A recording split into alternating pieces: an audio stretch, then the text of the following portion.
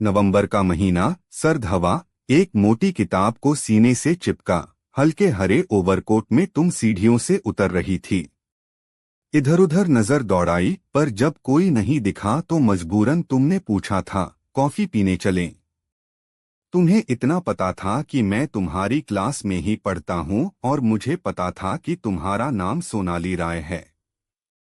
तुम बंगाल के एक जाने माने वकील अनिरुद्ध राय की इकलौती बेटी हो। तुम लाल रंग की स्कूटी से कॉलेज आती हो और क्लास के अमीरजादे भी तुम पर उतने ही मरते हैं जितने हम जैसे मिडिल क्लास के लड़के, जिन्हें सिगरेट, शराब, लड़की और पार्टी से दूर रहने की नसीहत हर महीने दी जाती है। उनका एकमात्र सपना होता है माँ बाप के सपनों को पूरा करना। ये तुम जैसी युवतियों से बात करने से इसलिए हिचकते हैं क्योंकि हाय हेलो के बाद की अंग्रेजी बोलना इन्हें भारी पड़ता है। तुम रास्ते भर बोलती रही और मैं सुनता रहा।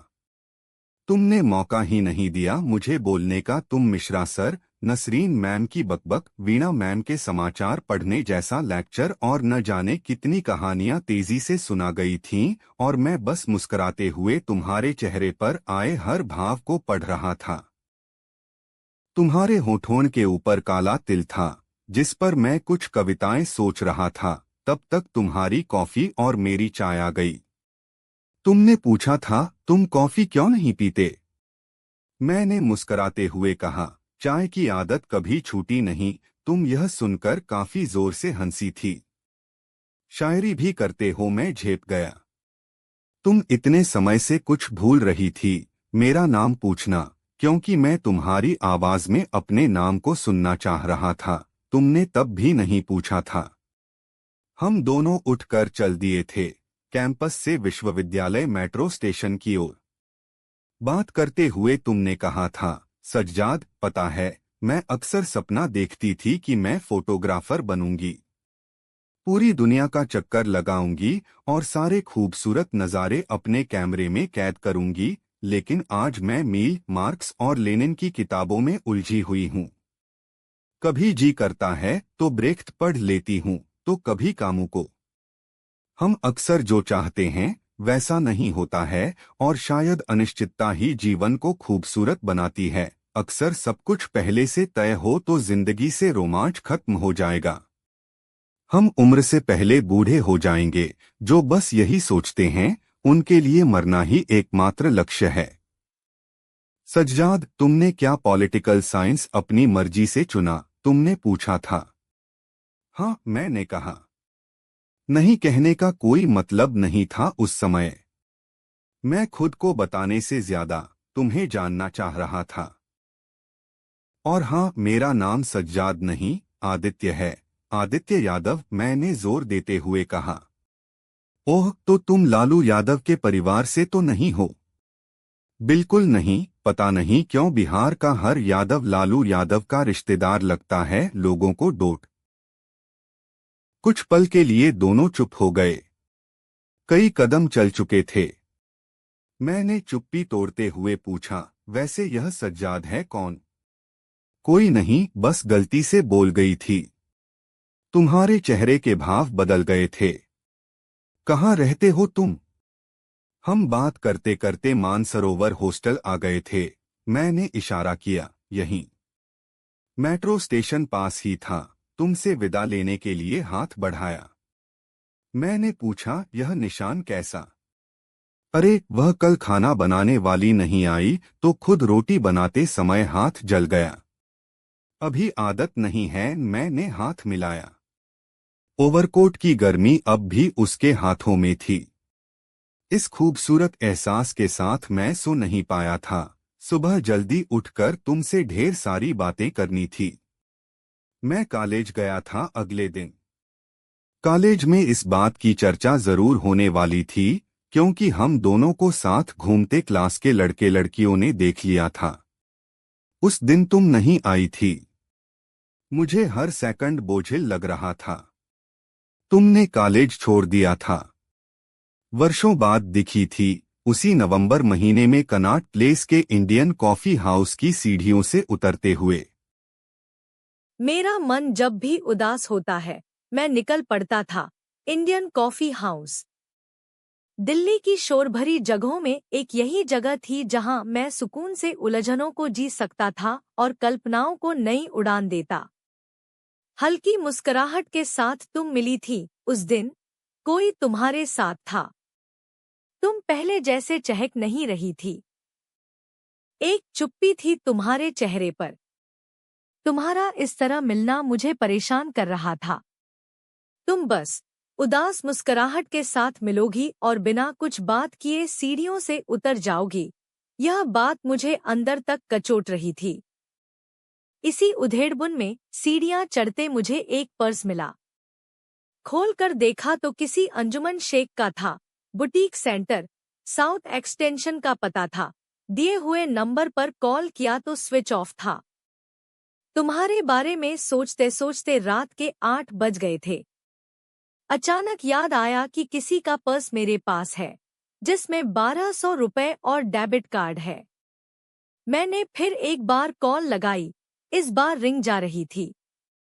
हेलो, एक खूबसूरत आवाज सुनाई दी। जी, आपका पर्स मुझे इंडियन कॉफी हाउस की सीढ़ियों पर गिरा मिला। आप बताएं, इसे कहाँ आकर लौटा दूं? आदित्य बोल रहे हो? उधर से आवाज आई। सोनाली तुम? मैं आश्चर्यचकित था। कैसी हो तुम और यह अंजुमन शेख का कार्ड? तुम हो कहाँ? तुमने कॉलेज क्यों छोड़ दिया? मैं उससे सारे सवालों का जवाब जान लेना चाहता था क्योंकि मुझे कल पर भरोसा नहीं था। तुमने बस इतना कहा था, कल कॉफी हाउस में मिलो 11 बजे।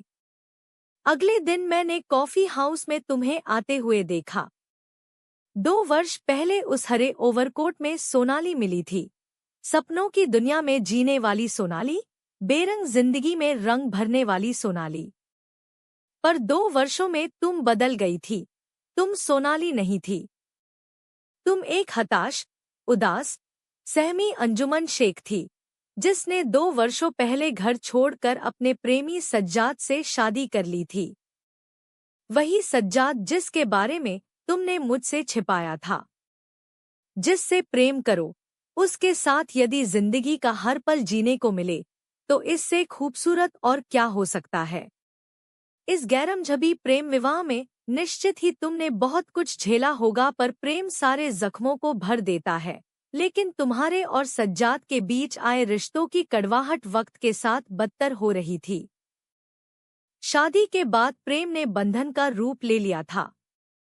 आधिपत्य के बोझ तले रिश्ते बोझिल हो रहे थे। तुम तो दुनिया का चक्कर लगाने वाली युवती थी। तुम रिश्तों को जीना चाहती थी, उन्हें ढोना नहीं चाहती थी।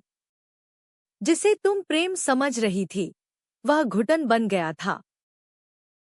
तुम सब कुछ कहती चली गई थी और मैं तुम्हारे चेहरे पर उठते हर भाव को वैसे ही पढ़ना चाह रहा था जैसे पहली बार पढ़ा था। तुमने सज्जाद के लिए अपना नाम बदला था, अपनी कल्पनाएं बदली। तुमने खुद को बदल दिया था। प्रेम में खुद को बदलना सही है या गलत नहीं मालूम, पर खुद को बदलकर तुमने प्रेम भी तो नहीं पाया था। वक्त हो गया था फिर एक बार तुम्हारे जाने का। सज्जाद घर पहुंचने वाला होगा, तुमने कहा था। तुमने पर्स लिया और हाथ आगे बढ़ाकर बाय कहा। मैंने जल्दी से तुम्हारा हाथ थामा। वही 2 वर्षों पुराने ओवरकोट की गर्मी महसूस करने कोडोट तुम्हारे हाथ के पुराने जख्म तो भर गए थे, लेकिन नए जख्मों ने जगह ले ली थी। इस बीच हमारी फोन पर बातें होती रहीं। राजीव चौक और नेहरू प्लेस पर 2 बार मुलाकातें हुईं। सब कुछ सहज था तुम्हारी जिंदगी में, लेकिन मैं असहज था।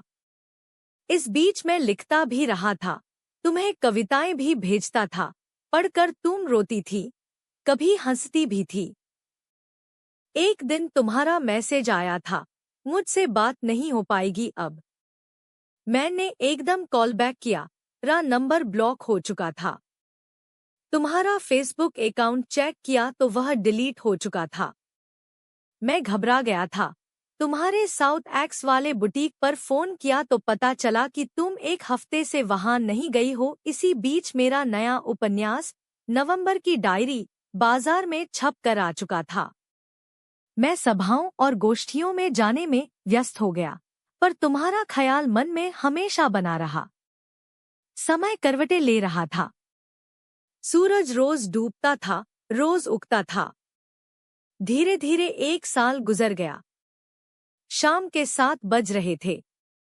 मैं कमरे में अपनी नई कहानी सोना के बारे में सोच रहा था। तब तक दरवाजे की घंटी बजी। दरवाजा खोला तो देखा कोई युवती मेरी ओर पीठ किए खड़ी है। मैंने कहा, जी।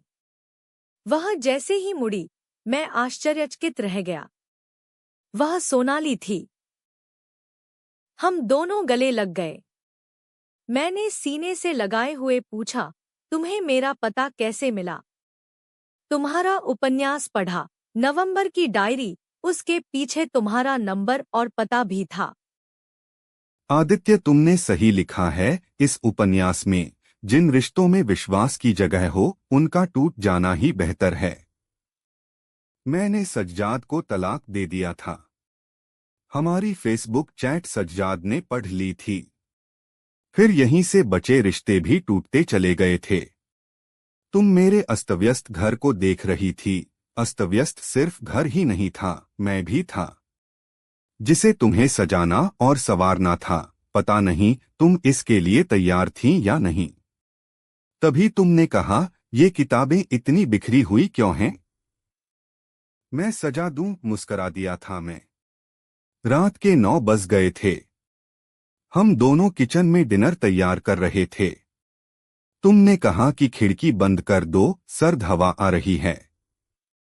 मैंने महसूस किया नवंबर का महीना आ चुका था।